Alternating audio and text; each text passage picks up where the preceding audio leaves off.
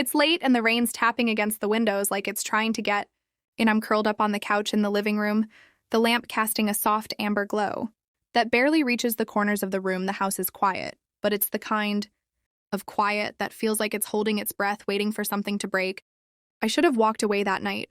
I should have turned around, climbed the stairs, and slipped back into bed like nothing happened, but I didn't. I stayed, I looked, and what I saw, it's burned into me like a photograph. You can't stop seeing every time you close your eyes. Have you ever been so lonely that you didn't even know who you were anymore, so invisible that a single glance from someone felt like a lifeline? If you have, then maybe you'll understand what happened next. Maybe you'll see why. I couldn't just walk away. I'm not asking you to forgive me. I'm not sure I forgive myself, but I'm asking you to listen, to sit with me in this moment and hear the truth I've been too afraid to admit, because that night, in the flicker of a screen's light, something shifted inside me. It wasn't loud or dramatic. It was quiet, like the rain outside, but it changed everything, and I don't know if I'll ever be the same. Picture this. It's 7 in the morning, and I'm standing at the kitchen counter, the smell of coffee filling the air. The sunlight slants through the window, catching specks of dust that float like tiny ghosts. I'm flipping pancakes. The sizzle of batter against the pan. The only sound in the house across from me. Michael's at the table, his phone in one hand, a mug in the other. He's scrolling, his brow furrowed, already halfway out the door. In his mind, he doesn't look up. When I slide a plate in front of him, doesn't say thanks, just mutters something about a meeting and keeps scrolling. That's us now. That's what we've become. I used to think marriage was about love, about connection, but somewhere along the way it turned into this: two people sharing a house but not a life. Michael's a good man, don't get me wrong. He works hard, pays the bills, mows the lawn every Saturday, but he doesn't see me, not anymore. I'm the woman who cooks his breakfast, folds his shirts, keeps the house running. I'm not Emma to him, not the way I used to be. I'm just here. Then there's Lucas, Michael's son from his first marriage. He's 19, lanky with dark hair that falls into his eyes.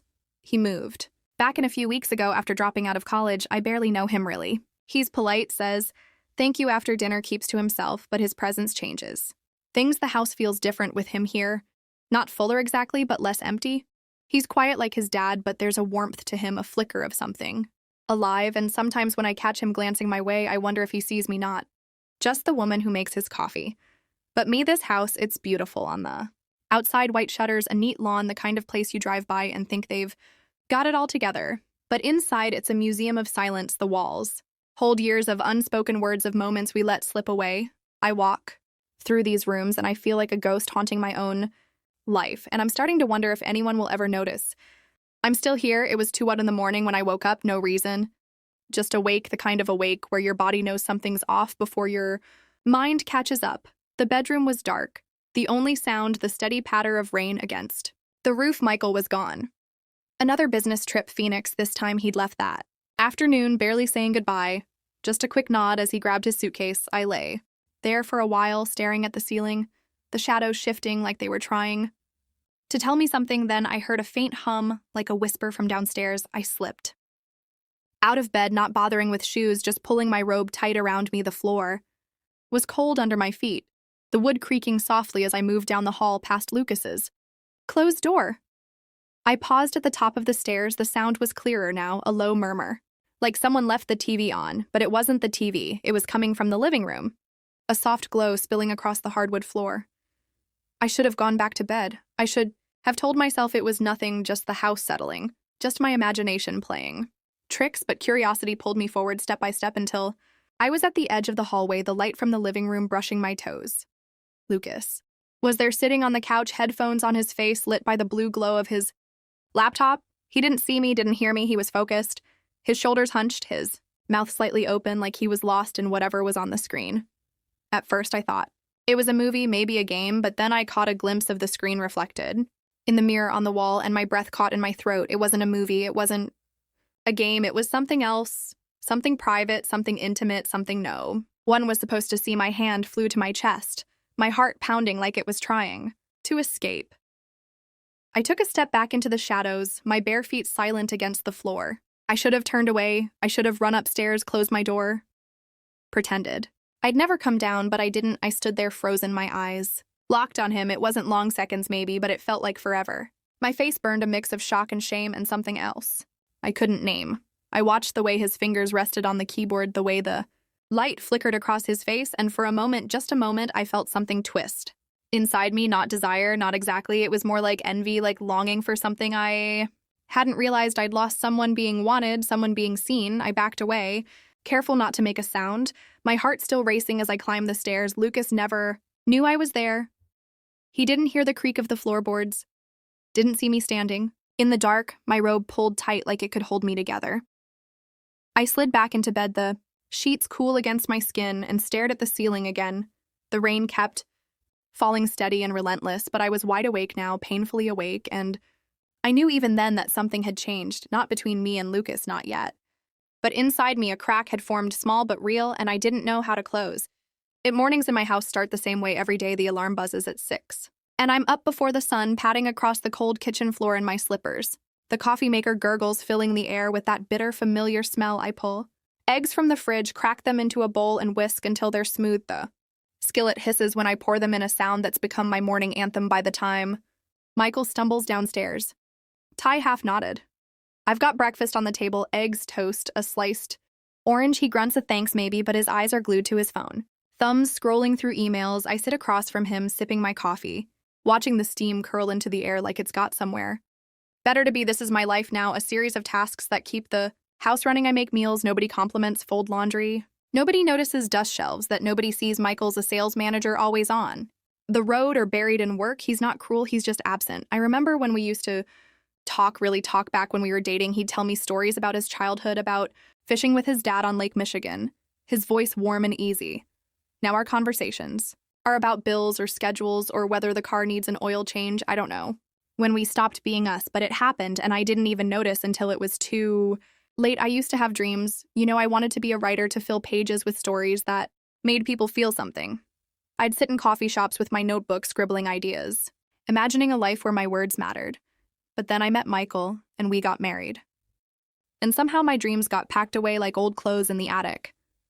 Now I'm 42, and I'm not sure who I am anymore. I look in the mirror, and the woman staring back has my eyes, my hair, but she feels like a stranger. I keep her fed, keep her busy, but I don't know what she wants, and nobody asks the worst part.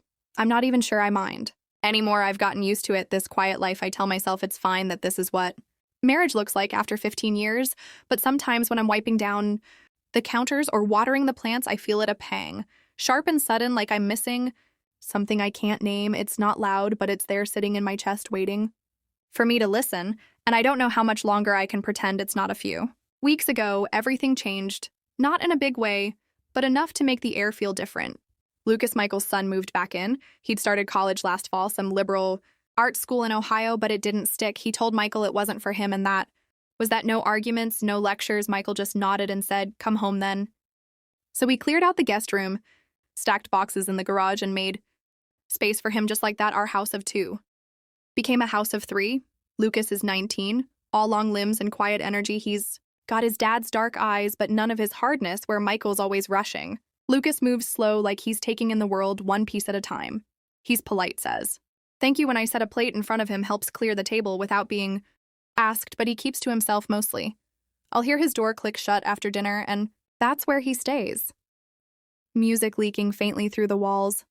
I don't know much about him, not really. He was just a kid when Michael and I got married, spending weekends with us before going back to his mom's. I tried to connect back then, bought him comic books, asked about his favorite games, but he was shy and I didn't push. I wonder about him sometimes, about why he left school. Was it the classes, the people? Did he feel lost?